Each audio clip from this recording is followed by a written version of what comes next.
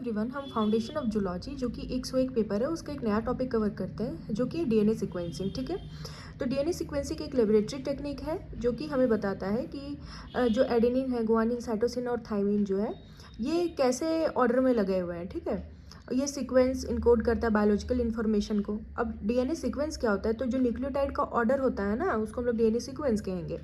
तो Watson and Crick model आपने पढ़ा होगा, double helical structure. First polynucleotide जो है वो 1953 में बताया गया था। ह्यूमन जीनोम प्रोजेक्ट 2003 में जब ख़त्म हुआ था उस टाइम हमें बहुत सारी जानकारी मिली थी इससे रिलेटेड। देखिए यहाँ पे हॉले एंड फिशर एक साइंटिस्ट है, उनका नाम लिखा हुआ है, जो कि बैक्टीरियोफेज में इन्होंने सीक्वेंस किया था।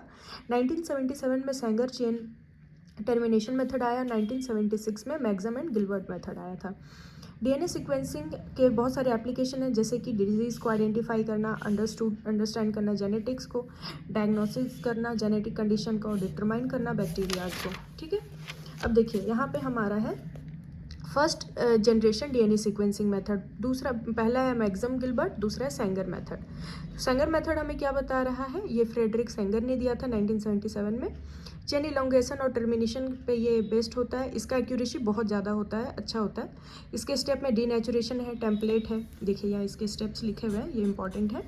उसके बाद इन इंग्रेडिएंट्स क्या यूज़ होते हैं ये आप देख लें कि जैसे DATP DTTP वगैरह यूज़ किया जाता है, और प्रोसीजर इसका बहुत ही अच्छी तरीके से इस नोट्स में लिखा हुआ है। मैग्जम और गिलबर्ट मेथड में आप देखेंगे तो ये एलन मैग्जम और वाल्टर गिलबर्ट ने दिया था। इसका प्रिंसिपल ये होता है कि डीएनए फ्रेगमेंट को हम सीक्वेंस कर सकते हैं रेडियो लेवल और एक से जो अलग अलग केमिकल ट्रीटमेंट के हेल्प से। रिक्वायरमेंट इसमें क्या क्या होता है ये सब कुछ आप देख लें। तो ये था हमारा डीएनए सीक्वेंसिंग। ओके।